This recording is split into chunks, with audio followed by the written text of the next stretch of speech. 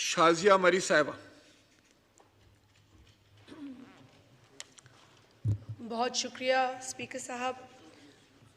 I would like to make a brief statement under Rule 289 of the Rules of Procedure and Conduct in the National Assembly.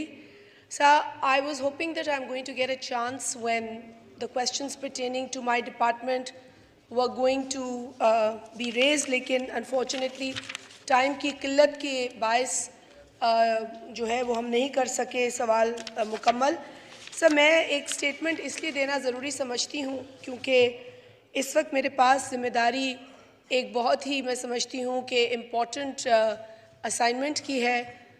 جس ministry کا مجھے قلمدان سونپا گیا ہے وہ poverty alleviation and social safety ہے, اور اس کے اندر کچھ بہت ہی امپورٹنٹ پروگرامز آتے ہیں جو پاورٹی ایریڈیکیشن اور سوشل پروٹیکشن کے لیے بہت اہم ہیں, جس میں سب سے امپورٹنٹ اور مضبوط جو پروگرام ہے وہ بے نظیر انکم سپورٹ پروگرام ہے.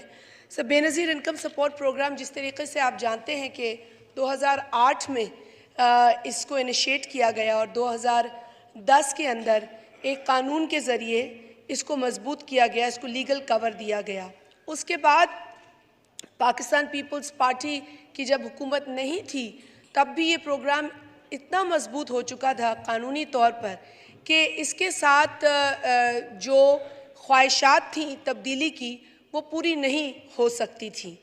لہٰذا پچھلی حکومت میں بھی یہ کوشش کی جا رہی تھی کہ بے نظیر انکم سپورٹ پروگرام کو کسی نہ کسی طریقے سے شہید محترمہ کے نام سے الگ کر دیا جائے. سر بہت افسوس مجھے اس لیے بھی ہوتا ہے کہ قومیں اپنے لیڈرز کو سیلیبریٹ کرتی ہیں, اور بالخصوص ان لیڈرز کو جنہوں نے ملک کے لیے اور ملک کی بقا کے لیے, ملک کی شناخت کے لیے قربانیاں دی ہوں. شہید محترمہ بے نظیر بھٹو صاحبہ صرف پاکستان پیپلز پارٹی کی لیڈر نہیں, وہ ایسی خاتون لیڈر تھیں جو پہلی خاتون وزیر اعظم مسلم ورلڈ کی رہیں, اور اس کے علاوہ ان کی جتنی بھی قربانیاں اور سٹرگل اس ملک میں جمہوریت کے حصول اور اس کے استحکام کے لیے ہیں وہ دنیا کی تاریخ کا حصہ ہیں, صرف پاکستان کی تاریخ کا حصہ نہیں ہے. تو میں سمجھتی ہوں بحیثیت عورت کہ ایسی عظیم خاتون لیڈر اور ایسی سٹرونگ پولیٹیکل لیڈر کا نام ایک انٹینشن کے تحت ہٹانے کی, اور اس کو اس دور میں بھی ہم خاموش رہے اور پچھلی ڈکٹیٹوریل جو بھی لیے گئے ہیں اقدامات ان کو ہم نے درست نہیں کیا تو یہ ایک تشنگی رہ جائے گی. اس کے بعد سر جب میں نے اعلان کیا تو مجھ پر یہ تنقید ہوئی کہ جی یہ لوٹ مار کر رہی ہے. سر 8.5 لاکھ لوگ وجود رکھتے ہیں, وہ ایگزسٹ کرتے ہیں, they are very much a part of this country.